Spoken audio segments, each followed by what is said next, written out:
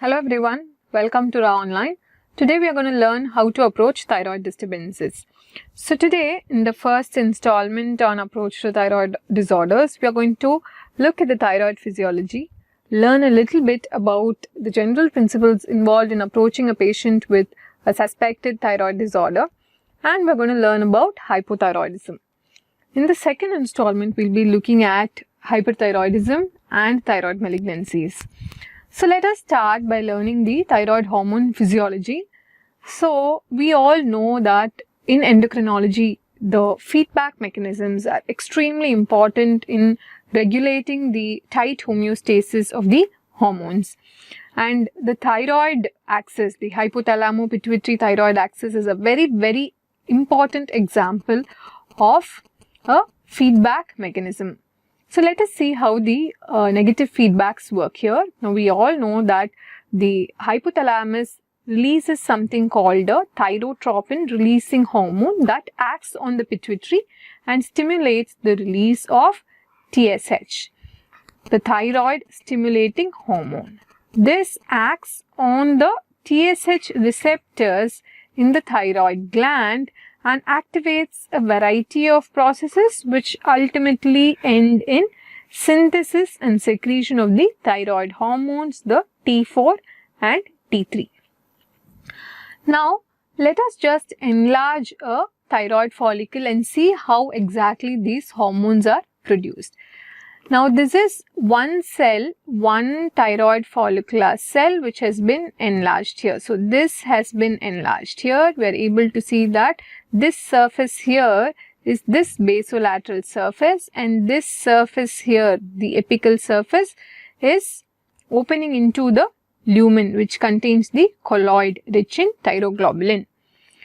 Now, the TSH acts on the TSH receptor and results in efflux of thyroglobulin into this lumen. In addition to TSH, another very important compound is the iodine.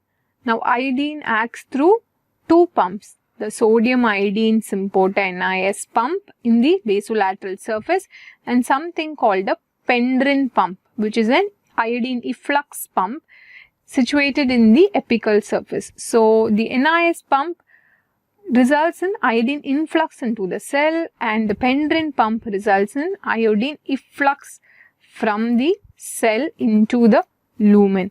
So, the first step in thyroid hormone synthesis is the iodination. That is followed by organification, where the thyroid peroxidase hormone plays a very important role.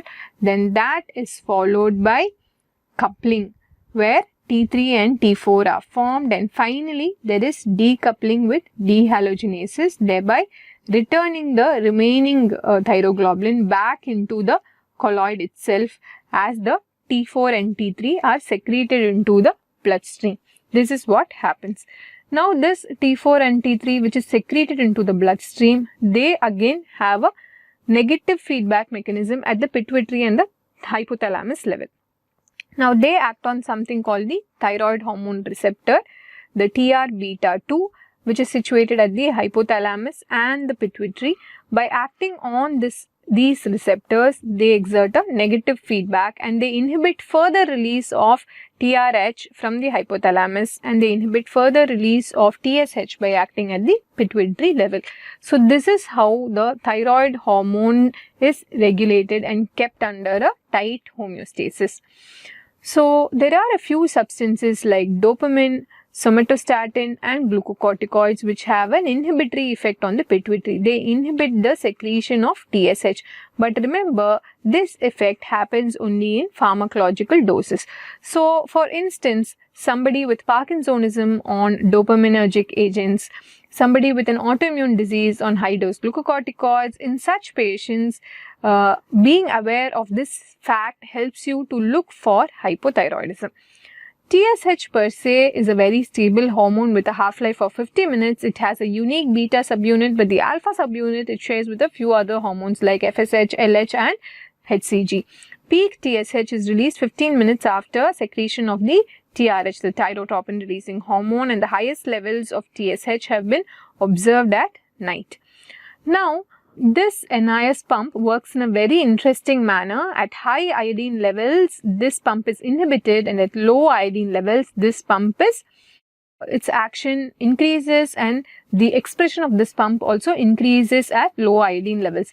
So we are able to see how well that this mechanism helps in making sure that the thyroid follicle receives just the optimal amount of iodine, irrespective of whether there is an iodine deficiency or iodine excess in the circulation. Again, as I said, the NIS pump helps in iodine influx and the pendrin pump helps in iodine efflux. Now, iodine deficiency, as we all know, is one of the most common preventable causes of mental retardation, which has resulted in iodine fortification of many food substances. So, after iodination, the hormones go through this process of organification and decoupling and finally resulting in thyroid hormone synthesis. Once T3 and T4 are released into circulation, a large proportion is protein bound. So, when I say protein bound, I specifically refer to three important proteins. The thyroid binding globulin is a very important protein which binds up to 80% of the thyroid hormones with higher affinity for T4 than T3. Again, trans-thyretin binds to about 10 to 15% of the thyroid hormones. It's also called the thyroid binding prealbumin, again with a higher affinity to T4 than T3. Albumin, interestingly, binds to only about 5% of the thyroid hormones and has a higher affinity for T3 as opposed to T4. Remember that in all these steps that I just described about, wherever there is defect, if there is a mutation in the TSH receptor or the iodine pump or in the pendrin pump or in coupling or organification, so a defect in any of this step is going to result in congenital hypothyroidism. So once these thyroid hormones are synthesized, they are degraded through a set of hormones called deiodinases. Now, there are three types of deiodinases. The type 1 deiodinase has very low affinity to T4 and it is present in the thyroid, liver and kidney. The type 2 deiodinase has a very high affinity to T4 and it is present in the pituitary, thyroid and in the brown fat. And finally, type 3 deiodinases act on both T3 and T4 and they are a very important source of reverse T3. We'll be looking at that in detail when we discuss on the sick thyroid syndrome.